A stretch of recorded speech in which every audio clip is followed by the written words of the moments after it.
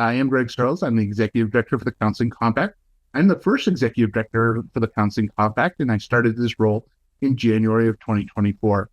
My responsibilities to date include answering phone calls, emails with all the questions that come in, handling the setup and agendas for our meetings, taking minutes, and addressing questions from our states, both member and non-member states, to help get good information out there so that people can understand what the compact is and how it works.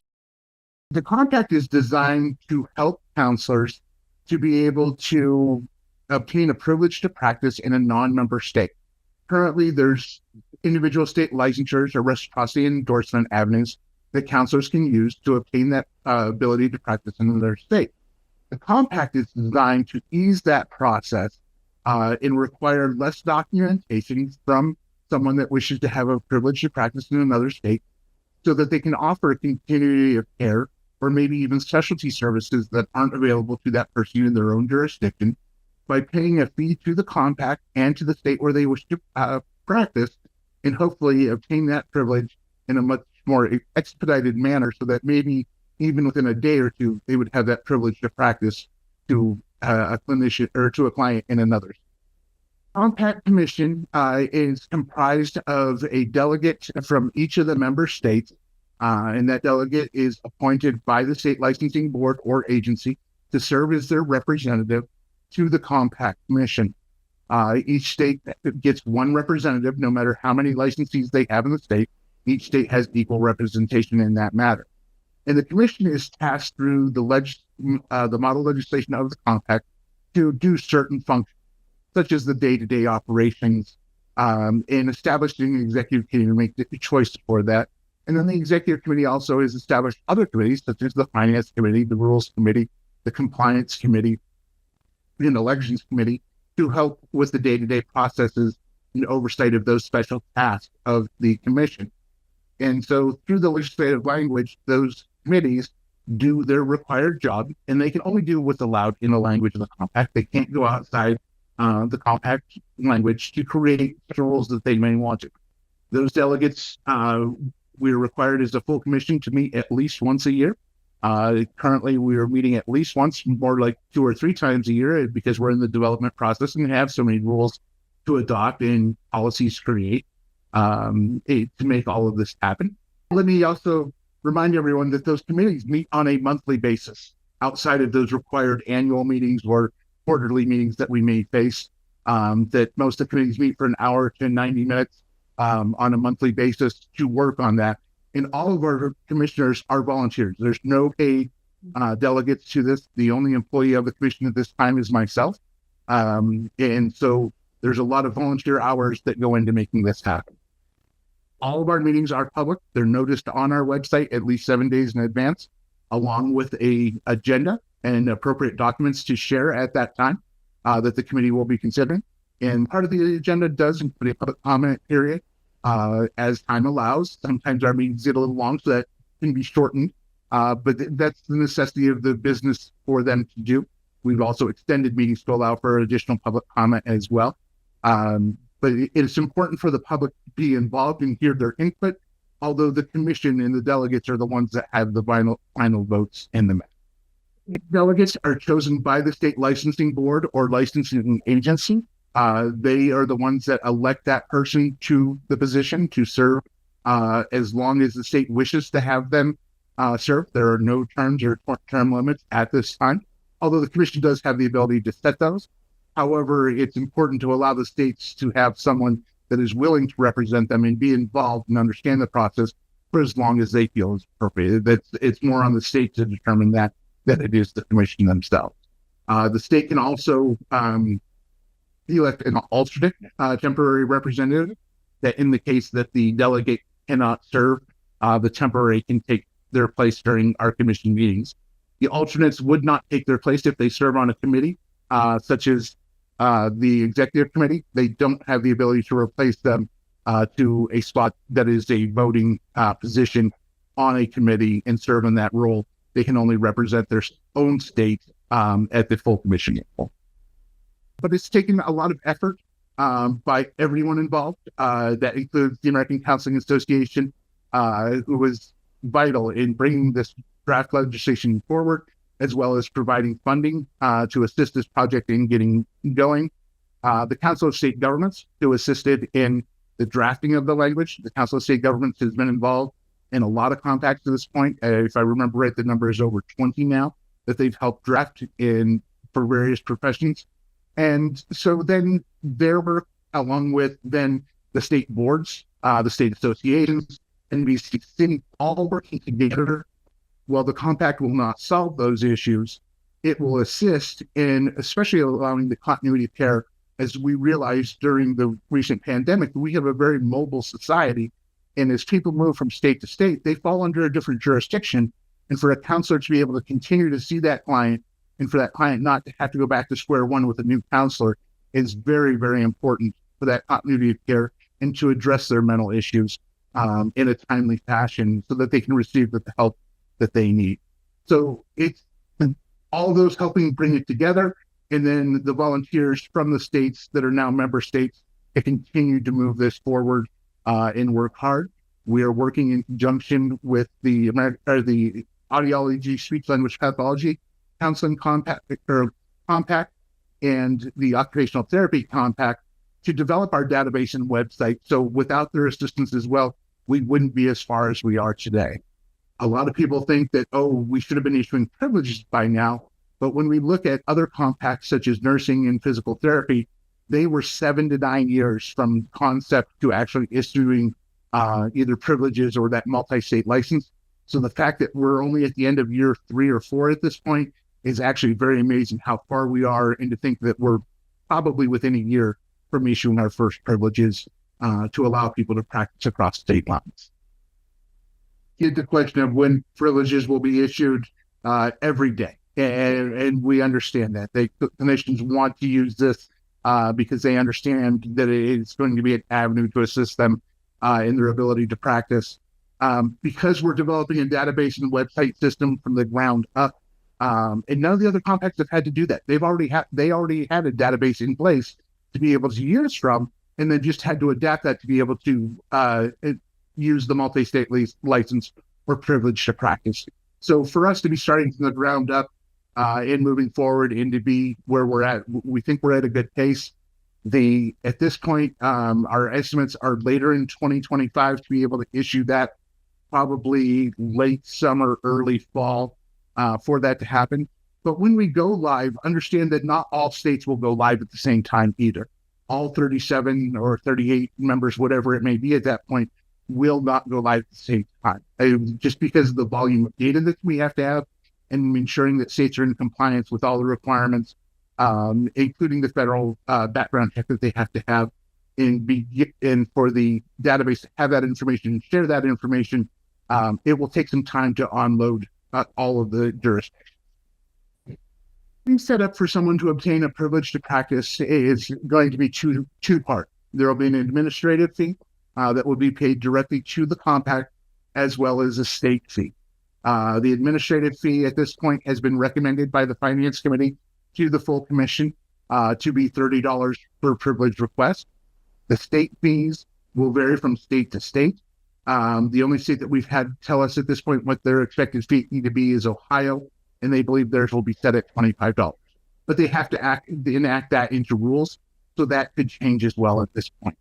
The state has the ability to set their own fee and also change that at any time as well to meet their needs. So for each request for a privilege of practice in another jurisdiction, you will pay both of those fees for each request. The structure is set up two-part because the administrative fee that will be collected by the commission will be paid to the commission. We're obviously going to have to maintain this database and website system, have employees, those type of things, and have an operational budget. So that's why that fee is being collected by the commission, and that will be retained by the commission. The state fee, as I said, will be set by the state. It will be collected by the compact commission, and then the compact commission will reimburse the state for the privileges that are issued at no less than a monthly basis. So the states will receive that. One of the things that has been recommended to this point, and understand when I say recommended, these are still subject to change because they have not been fully adopted by the commission, is that the credit card fee will not be tacked on to the transactions. It will be absorbed through the administrative fee. So you're not going to see that, oh, a state, so we'll use Ohio as the example, that their total fee would be $55. You're not going to get to a checkout page and see, oh, it's now $57.20 because there's a credit card fee on there. We're not going to do that. We're going to include that out of the administrative fee, and then the commission will take care of paying those fees out of that. The reason the states get to choose their fee is a lot of states require or run solely on licensing dollars. They don't receive any general tax fund dollars. So with this other avenue to replace, or in addition to reciprocity endorsement, some of those people can choose to go to the compact model instead of reciprocity endorsement. So states are going to lose fees for what were application fees and renewal fees, where they'll then be able to recoup those now through being able to set their own fee through the counseling compact. And compact privileges will have to be renewed each based upon your home state's license expiration, so that it will be a fee every year or 2 years, depending upon how long your home state license is valid. The database in itself is a very complex thing. It's required to retain a certain set of information from the legislation and rules and maintain that information so that we can determine when Joe Smith from Pennsylvania goes to apply for a privileged practice, that it truly is Joe Smith. And we'll use couple-factor authentication to do that, including the last four of Social Security and date of birth or NPI number so that we know we're issuing privileges to the right person that is absolutely qualified, and that is the person applying for those privileges. The other piece of the database is public protection. All of our state regulatory boards are deemed to be, their primary concern is public protection. So the database will track and also inform other states if a licensee receives discipline.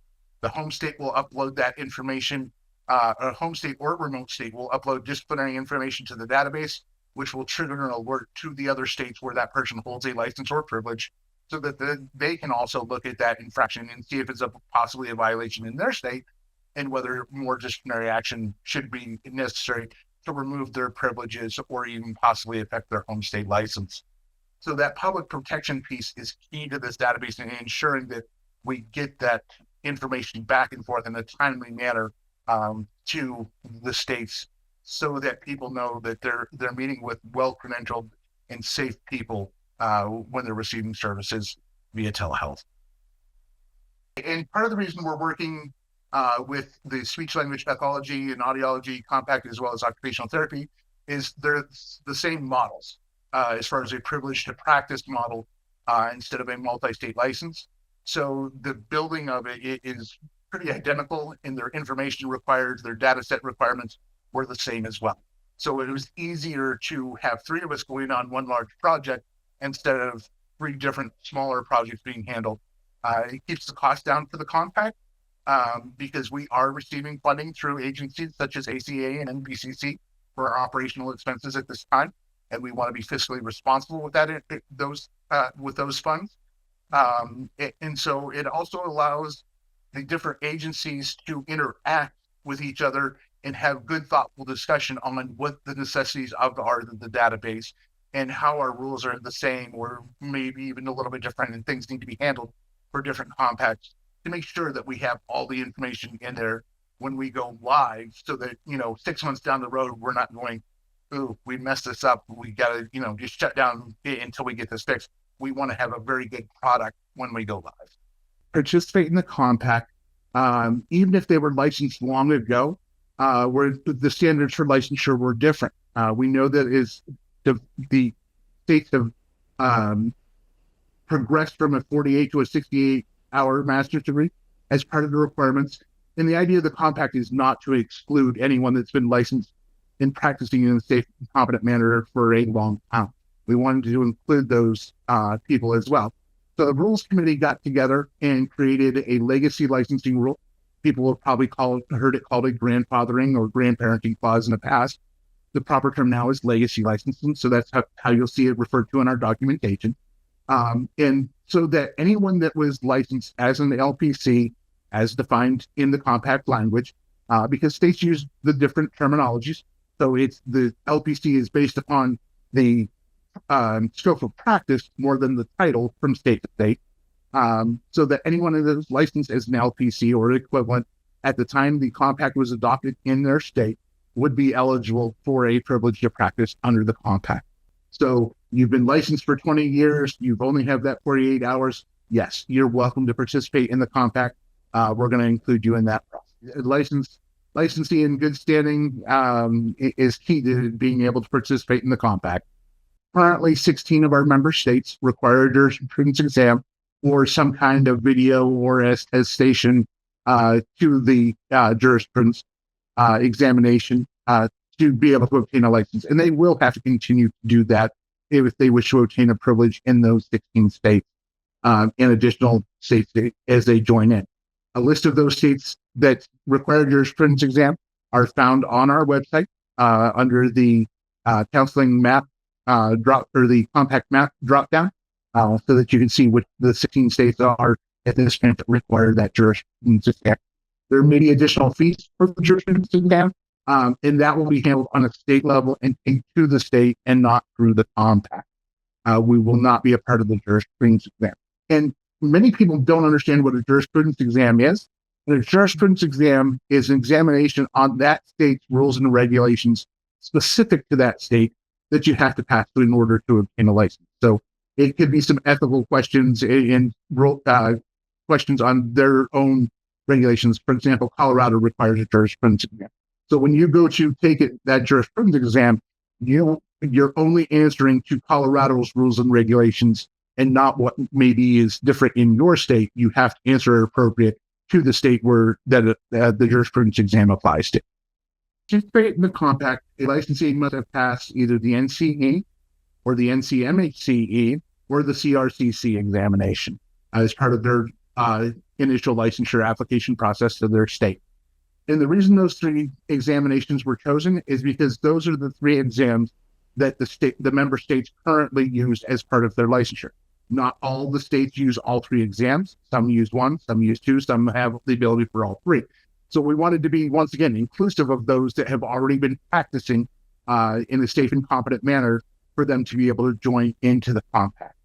And then for those that have been licensed for a long period of time, and we know we have some out there that never took an exam, we're going to go back to that legacy clause that will allow them, even if the stipulations were different when they obtain a license, for them to still be able to participate in the compact, even though they didn't have that exam, because they have been licensed and good standing for so long. Once again, as long as the exam was prior to their state's adoption to being able to be eligible or be licensed as an LPC, yes, that examination would be appropriate.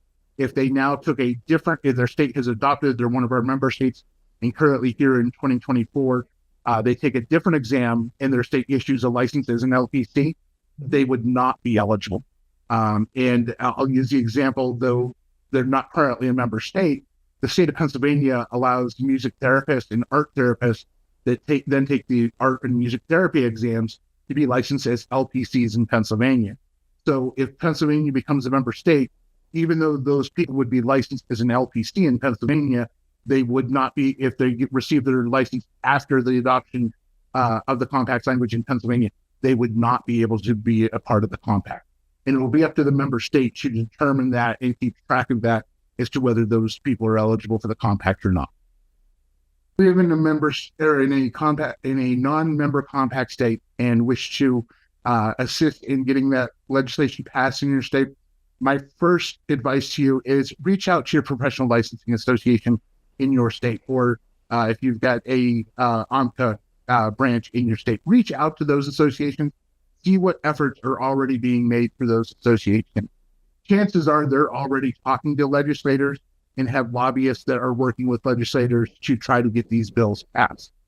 And you may also want to talk to your own legislator about the importance of it. So if it does come up on that vote, they understand and have heard from their constituents to understand what an important piece of legislation that is. But don't reach out to your own legislature to try to get it to have them run the bill for your state, because what's going to happen is you'll have multiple bills trying to do the same thing, and no legislator wants to deal with multiple bills doing the same thing. So work with the associations in your state to find out what efforts are already being made, see how you can support them. You'll also find on our website, counselingcompact.org, under our toolkit page, some information that you can provide to your own legislator, so that they can have some basic information and on the compact and what it will do for the states. Some of that language also will cover, some of the things and misinformation that's out there about compact, so that they can understand those issues. As that under the counseling compact, you are practicing based upon where the client is at the time of services. So you have to understand what the laws and regulations are of that state, so that you're practicing in a safe and competent manner, because it's legal in your state may not be legal in the state where your client is at the time of services. Then you have to be sure you understand those services. The other thing you have to do is just some ethical things that you should be doing if you're already doing telepractice. Is first of all, do you ask your client where they're at if it's an unfamiliar background, if you're doing telehealth services? Do you know where they're at to ensure that you are licensed in that jurisdiction to be able to provide them services? Because those state laws are going to determine, different disclosure statements and requirements that they may have for documentation you might have in that state to work with clients. And you don't want to have a violation against you for something that could be found with just a basic understanding of the rules and regulations in those states. The other thing that goes along with that is when your client's in another jurisdiction is, do you have a safety plan in place as a counselor? Have you thought about if a person is in crisis and we'll say they're an over-the-road trucker and they're at a truck stop in the middle of Iowa, do you know how to get in touch with somebody locally for them? If it's a crisis situation and who you would contact, who's local for them, those kind of things. And so telehealth is not for everyone. And the counseling compact itself is voluntary to participate in. You don't have to do this. Yes, it's another option for you, but it may not be the right thing for all counselors. And that is something that every counselor has to look at themselves and ensure that it is right for them and their business model to be able to provide clinical services across state lines, so that they are doing it in that safe and competent manner and understand what the differences are from state to state, so that they're not receiving discipline and losing their ability to use this means to provide services to their clients. You'll want to contact your own liability insurance company to see, what requirements they have for and what the additional cost might be. But also when it comes to billing with Medicaid or your private insurance companies, each state is an insurance company is going to determine those on their own. That is not something that the compact has jurisdiction over. So you'll have to figure out those things on your own. And maybe even possibly you have to register with the Secretary of State as a business in that state to provide services.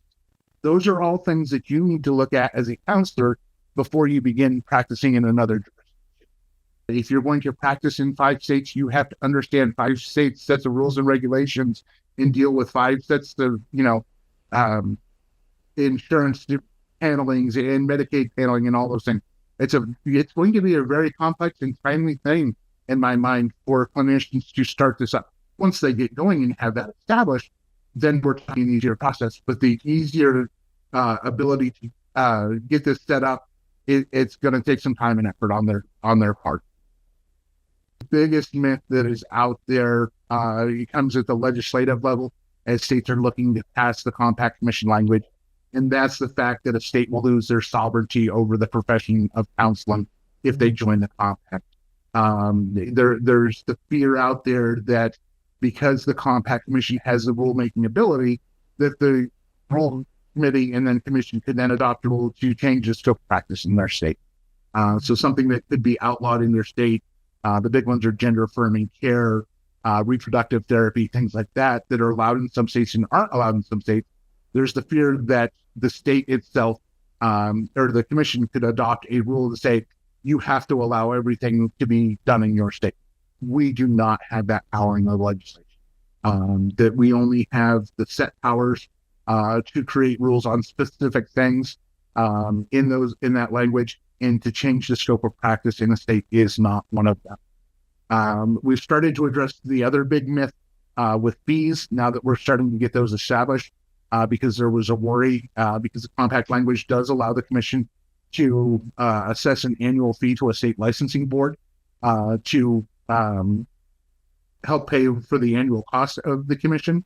However, we believe with that $30 administrative fee and the number of privileges we will adopt, that the people that are using the compact will pay for it and cover the operational expenses instead of tacking a fee onto a state that would be paid by all of the licensees that may not be participating in the compact.